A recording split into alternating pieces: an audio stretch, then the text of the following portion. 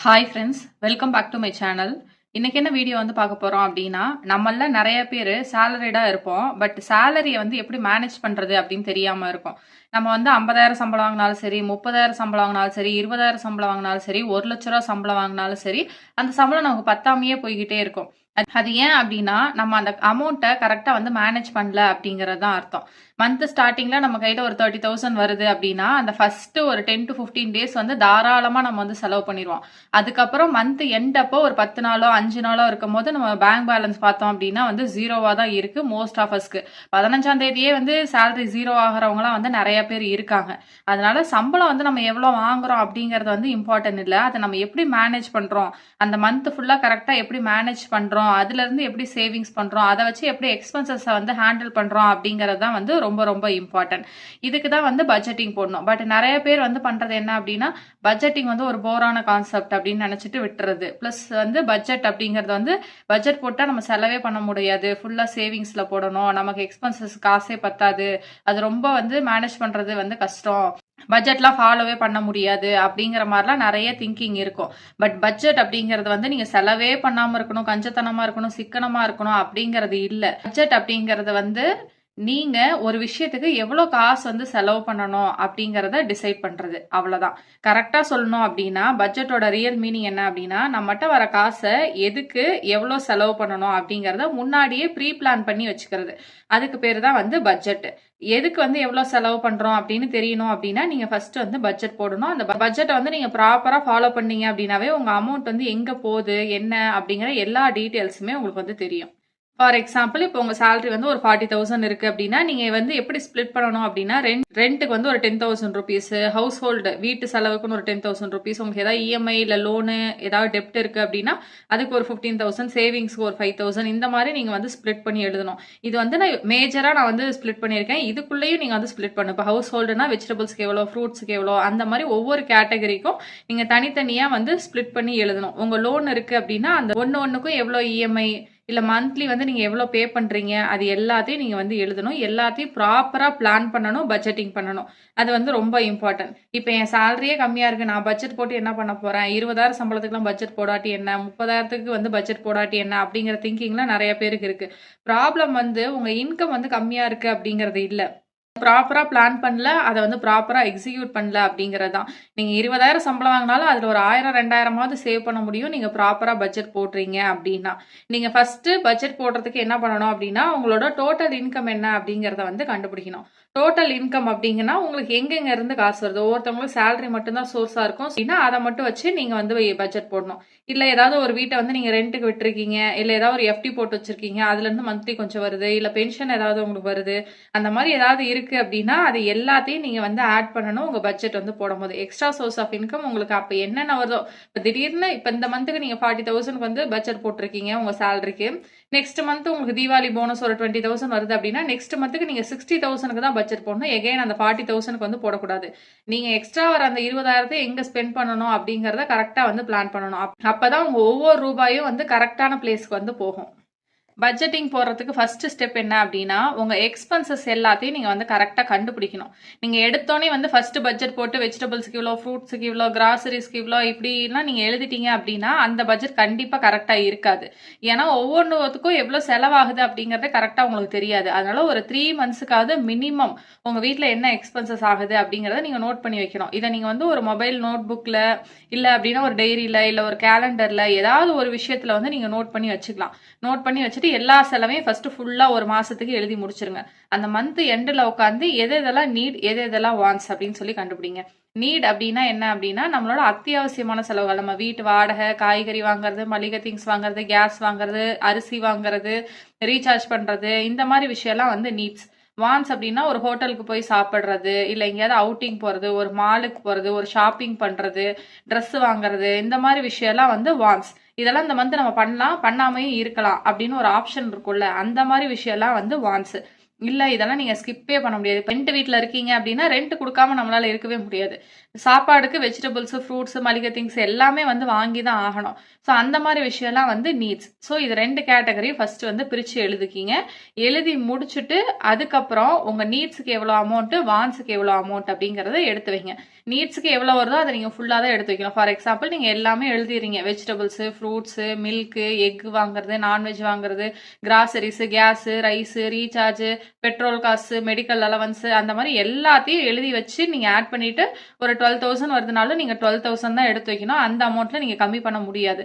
But வான்ஸ்ல இப்ப நீங்க வான்ஸ் எல்லாம் போட்டு ஆட் பண்ணி பாக்குறீங்க, ஒரு 5,000 வருது அப்படின்னா அதுல நீங்க வந்து ஒரு 4,000ஆவோ 3,000ஆவோ அதை நீங்க கம்மி பண்ணிக்கலாம்.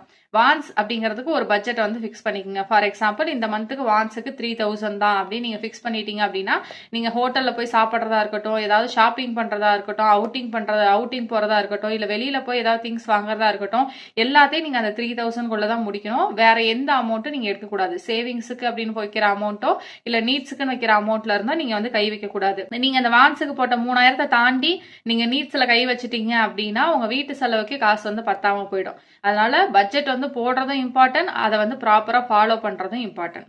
இப்பதான் நான் வந்து பட்ஜெட்டே ஸ்டார்ட் பண்றேன், நான் எவ்வளவு வந்து சேவ் பண்ணணும் அப்படின்னா இதுக்கு ஒரு ரூல் வந்து சொல்லுவாங்க, 50-30-20 ரூல் அப்படின்னு சொல்லிட்டு. உங்க சேலரியோட 50% உங்க நீட்ஸுக்காக நீங்க வந்து ஸ்பெண்ட் பண்ணணும். அதாவது அத்தியாவசியமான செலவுகளுக்காக நீங்க வந்து ஸ்பெண்ட் பண்ணணும். 30% உங்க வான்ஸுக்காக வந்து செலவு பண்ணணும். அதான் நமக்கு ஆசைக்காக நம்ம செலவு பண்ற செலவுகள்லாம். 20% மினிமம் நீங்க வந்து சேவ் பண்ணணும். இல்ல நான் வந்து பெருசா வந்து ஆடம்பரமா செலவு பண்ற ஆளெல்லாம் இல்ல அப்படின்னா நீங்க இதை வந்து சுவிட்ச் பண்ணிக்கலாம். நீங்க சேவிங்ஸுக்கு 30%, உங்க வான்ஸுக்கு வந்து 20% வந்து எடுத்துக்கலாம். ஃபார் எக்ஸாம்பிள் உங்க சேலரி இப்போ ஒரு 50,000 ரூபாய் இருக்கு அப்படின்னா உங்க நீட்ஸுக்கு வந்து ஒரு 25,000, வீட்டு செலவுக்கு, ரெண்ட்டுக்கு, இது எல்லாத்துக்கும் சேர்த்து 25,000, வான்ஸுக்கு வந்து ஒரு 15,000 போட்டிருக்கேன், சேவிங்ஸுன்னு ஒரு 10,000 போட்டிருக்கேன். இது வந்து டெப்ட் எல்லாம் இல்லாம இருக்கு உங்களுக்கு. இன்கேஸ் உங்களுக்கு டெப்ட் எல்லாம் இருக்கு அப்படின்னா நீங்க அந்த வான்ஸை வந்து கண்டிப்பா குறைச்சுதான் ஆகணும். இப்ப டெப்ட் இருக்கு, ஒரு 10,000 ரூபாய் வந்து டெப்ட் கட்டணும் அப்படின்னா நீங்க வான்ஸ் கண்டிப்பா 5,000 ரூபாய் தான் வந்து போட்டுக்கணும். கொஞ்சம் இல்லைன்னா நீங்க வேணா வான்ஸ் கொஞ்சம் எக்ஸஸா செலவு பண்ணலாம். பட் டெப்ட் இருக்கு அப்படின்னா கண்டிப்பா வந்து வான்ஸை நீங்க கம்மி பண்ணி தான் வந்து ஆகணும். இது எல்லாருக்கும் சேமா இருக்குமா அந்த 50-30-20 ரூல் அப்படின்னு கேட்டா வந்து இல்ல. சேலரியை பொறுத்து வந்து அது மாறும். ஃபார் எக்ஸாம்பிள் நீங்க ஒரு 20,000 சேலரி வாங்குறீங்க அப்படின்னா நீங்க நீட்ஸுக்கே ஒரு 12,000 ரூபாயில இருந்து 15,000 ரூபாய் வந்து ஸ்பெண்ட் பண்ற மாதிரி இருக்கும். ஸோ உங்க சேவிங்ஸ் வந்து அப்போ ஒரு 10% வந்து மாறிடும். அதே உங்க சேலரி வந்து ஒரு 1 லேக்கா இருக்கு அப்படின்னா உங்க நீட்ஸுக்கு வந்து நீங்க ஒரு 30-40% வந்து ஒதுக்குனா வந்து போதும். உங்க சேவிங்ஸுக்கு வந்து ஒரு 30-40% வரைக்குமே நீங்க வந்து ஒதுக்க முடியும். ஏன்னா உங்க சேலரி வந்து ஹையா இருக்கு. பிளஸ் வந்து உங்க காஸ்ட் ஆஃப் லிவிங், நீங்க எங்க இருக்கீங்க, ஒரு வில்லேஜ்ல இருக்கீங்கன்னா உங்களுக்கு எக்ஸ்பென்சஸ் கம்மி, நல்ல ஒரு மெட்ரோ சிட்டி, ஒரு பெரிய சிட்டிஸ் எல்லாம் இருக்கீங்க அப்படின்னா உங்களுக்கு காஸ்ட் ஆஃப் லிவிங் வந்து ஜாஸ்தி ஆகும். ஸோ அதை பொறுத்தும் வந்து இந்த நீட்ஸ், வான்ஸ் இதோட பெர்சன்டேஜ் எல்லாம் வந்து மாறும். பிளஸ் வந்து ஃபேமிலி ரெஸ்பான்சிபிலிட்டிஸ், உங்க பேரண்ட்ஸோ இல்ல உங்க சிப்ளிங்ஸோ இல்ல வேற யாரையாவது நீங்க பாத்துக்கிறீங்க, வீட்டுல நிறைய மெம்பர்ஸ் இருக்காங்க அப்படின்னாலும் இந்த கேட்டகரி வந்து வேரி ஆகும். இது எல்லாருக்கும் சேம் ஆகாது. இந்த பெர்சன்டேஜை உங்க சேலரி, உங்களோட காஸ்ட் ஆஃப் லிவிங், உங்களோட ஃபேமிலி ரெஸ்பான்சிபிலிட்டிஸ், உங்களோட டெப்ட்டுக்கு ஏற்ற மாதிரி வந்து ஸ்பிளிட் பண்ணிக்கோங்க.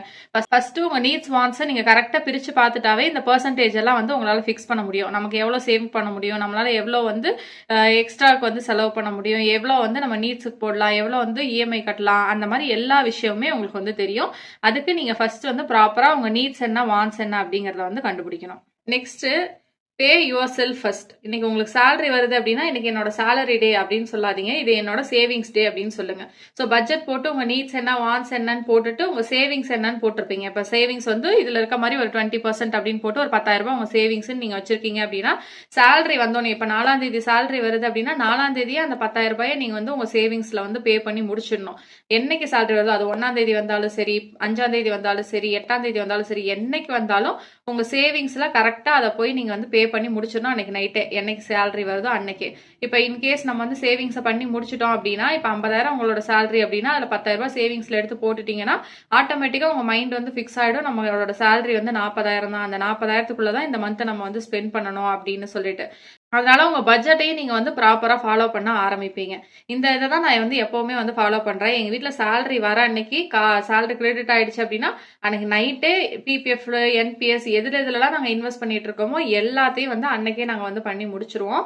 கோல்டுக்கு மட்டும் வரதை செப்பரேட்டா இன்னொரு அக்கௌண்ட்ல எடுத்து வச்சிருக்கோம். என்னைக்கு கோல்டு ரேட் வந்து டிப் ஆகுதோ அன்னைக்கு வந்து நாங்க வந்து பே பண்ணிக்குவேன். மீதி இருக்க அமௌண்ட் தான் நீட்ஸுக்கு, நீட்ஸ் போய் மீதி இருக்க அமௌண்ட்ஸ் தான் வந்து வாண்ட்டுக்கு. அப்படிதான் வந்து ஸ்பெண்ட் பண்ணுவோம். ஸோ உங்க இன்கம் வருது அப்படின்னா ஃபர்ஸ்ட் சேவிங்ஸ் வந்துடணும், அதுக்கடுத்து நீட்ஸ்க்கு எடுத்து வச்சிடணும். நீட்ஸ் போக உங்க டெப்ட் அதெல்லாம் போக எவ்வளோ இருக்கோ அதுதான் வந்து உங்க வான்ஸுக்கு வந்து எடுத்து வைக்கணும். நீங்க இப்பதான் பட்ஜெட்டிங்கே வந்து ஸ்டார்ட் பண்றீங்க, எதுவுமே இன்னும் பண்ணதே இல்லை, சேவிங்ஸ் எதுவுமே இல்லை, இப்பதான் நான் ஜீரோல இருந்து ஸ்டார்ட் பண்றேன், ஸ்கிராச்ல இருந்து ஸ்டார்ட் பண்றேன் அப்படின்னா உங்களுக்கு ஃபர்ஸ்ட் ஒரு எமர்ஜென்சி ஃபண்டுன்னு எடுத்து வச்சுங்க. கம்மியான எமர்ஜென்சி ஃபண்டே வந்து ஸ்டார்டிங்ல எடுத்து வைங்க. ஒரு 10,000 20,000 எதுக்கும் வந்து எடுத்து வச்சுங்க. அதுக்கப்புறம் வந்து உங்க இன்வெஸ்ட்மெண்ட் உங்க சேவிங்ஸ் அது எல்லாத்தையும் நீங்க ஸ்டார்ட் பண்ணலாம். ஏன் அப்படின்னா இப்ப நீங்க வந்து ஸ்ட்ரிக்டா வந்து பிரிச்சு போட்டு நீங்க பட்ஜெட் போட்டுட்டீங்க அப்படின்னா ஏதாவது ஒரு எதிர்பாராத செலவு திடீர்னு வருது அப்படின்னா அதுக்கான அமௌண்ட் உங்ககிட்ட இருக்காது. அப்ப வந்து நீங்க என்ன பண்ணுவீங்கன்னா உங்க சேவிங்ஸை கை வச்சு எடுத்துருவீங்க, எடுத்து செலவு பண்ணிடுவீங்க. அதுக்கப்புறம் எங்க பட்ஜெட் போட்டு ஒன்னும் பிரோஜனம் இல்லை, காசு நம்ம ஒன்னும் சேர்க்கல அப்படிங்கிற மாதிரி உங்க மைண்ட் வந்து மாறிடும். அதே நீங்க எமர்ஜென்சி ஃபண்ட் அப்படின்னு ஒன்று வச்சிருக்கீங்க அப்படின்னா ஏதாவது ஒரு மெடிக்கல் எமர்ஜென்சி ஏதாவது ஒரு எமர்ஜென்சி வருது அப்படின்னா ஃபர்ஸ்ட் இதை எடுத்து நம்ம வந்து ஸ்பெண்ட் பண்ணுவோம். அதுக்கப்புறம் அதை தாண்டினா மட்டும்தான் வந்து வேற ஏதாவது நமக்கு அமௌண்ட் வந்து தேவைப்படும். அதனால நீங்க ஃபர்ஸ்ட் வந்து எமர்ஜென்சி ஃபண்ட் அப்படின்னு சொல்லிட்டு உங்களோட ஒரு மாசம் இல்லை ஒரு 2 மாசம் எக்ஸ்பென்சஸையாவது அட்லீஸ்ட் வந்து எடுத்து வைங்க. அதுக்கப்புறம் கொஞ்சம் கொஞ்சமா வந்து அந்த எமர்ஜென்சி ஃபண்ட்ல அமௌண்ட் வந்து ஆட் பண்ணிக்கிட்டே வாங்க. நீங்க வந்து பட்ஜெட் போடுறீங்க அப்படின்னா உங்களோட இஎம்ஐ லோனு இது எல்லாத்தையும் நீங்க பட்ஜெட்ல வந்து ஆட் பண்ணணும். எவ்வளோ நீங்க மந்த்லி இஎம்ஐ பே பண்றீங்க, இன்னும் பேலன்ஸ் வந்து எவ்வளோ பே பண்ணணும், எத்தனை மாசத்துக்கு வந்து பே பண்ணணும், எவ்வளோ இன்னும் பேலன்ஸ் வந்து இருக்கு, எவ்வளோ இன்ட்ரெஸ்ட் பே பண்ணணும், எவ்வளோ பிரின்சிபல் பே பண்ணணும், அது எல்லாத்தையும் நீங்க வந்து மென்ஷன் பண்ணி வச்சுக்கணும். அப்படி வச்சாதான் உங்களுக்கு வந்து ஒரு மோட்டிவேஷன் கிடைக்கும். ஓகே, என்ன நம்ம வந்து இவ்வளோ பே பண்ண வேண்டியது இருக்கு அந்த மாதிரி சொல்லிட்டு ஒரு மோட்டிவேஷன் வந்து கிடைக்கும். இப்போ நான் உங்களுக்கு வந்து ஒரு சாம்பிள் பட்ஜெட் காட்டுறேன். இதுதான் எங்க வீட்டுக்காக நான் ஜூலை மந்த்துக்காக போட்ட பட்ஜெட். ஸோ இப்போ சேலரி 60 இருக்குன்னா ஹோம் லோனுக்கு நான் 30 எடுத்துட்டேன், ஹவுஸ் ஹோல்டுக்கு வந்து 11,000 எடுத்துட்டேன், சேவிங்ஸ்க்குன்னு சொல்லி 19,000 சொல்லி போட்டுட்டேன். ஸோ இந்த மாதிரி வந்து ஃபர்ஸ்ட் மேஜராக பிரிச்சிருந்தோம். அதுக்கப்புறம் இப்போ சேவிங்ஸ் 19,000 போட்டிருக்கேன் அப்படின்னா அந்த 19,000 நான் எதெல்லாம் வந்து இன்வெஸ்ட் பண்றேன் அப்படிங்கிறத டோட்டலாக வந்து போட்டு வச்சுக்கணும். எல்லாத்துலேயும் நீங்க பே பண்ணிட்டீங்க அப்படின்னா என்னைக்கு பே பண்ணீங்க, எவ்வளோ அமௌண்ட் வந்து பே பண்ணீங்க, இன்னும் எவ்வளோ வந்து உங்களுக்கு இஎம்ஐலாம் பேலன்ஸ் இருக்கு, அது எல்லாத்தையும் நீங்க வந்து எழுதிக்கணும்.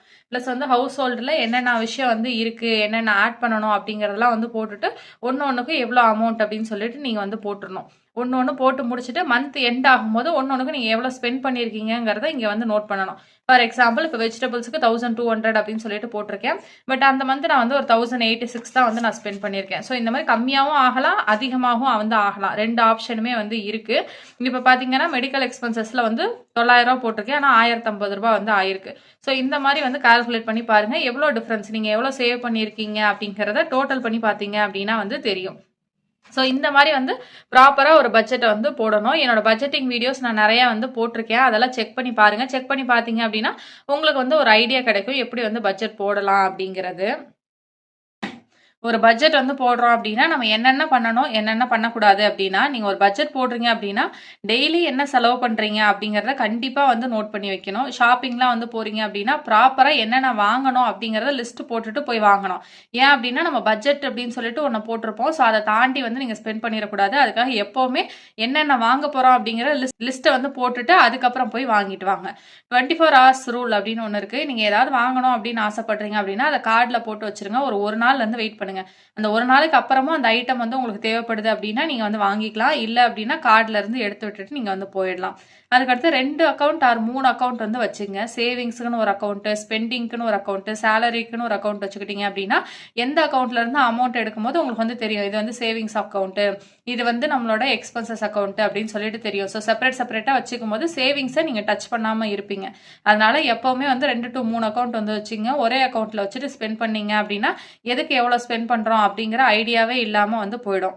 மந்த்லி ஆர் வீக்லி வந்து ரிவ்யூ பண்ணுங்க. வீக்லி ரிவ்யூ பண்றது வந்து ரொம்ப நல்லது. வீக்லி ஒன்னொன்னுக்கும் எவ்வளோ ஸ்பெண்ட் பண்ணியிருக்கோம், நம்ம பட்ஜெட்ல வந்து எவ்வளோ முடிஞ்சிருக்கு, இன்னும் எவ்வளோ பேலன்ஸ் வந்து நம்ம கிட்ட இருக்கு அப்படிங்கறதெல்லாம் வந்து கண்டிப்பா செக் பண்ணி பாருங்க.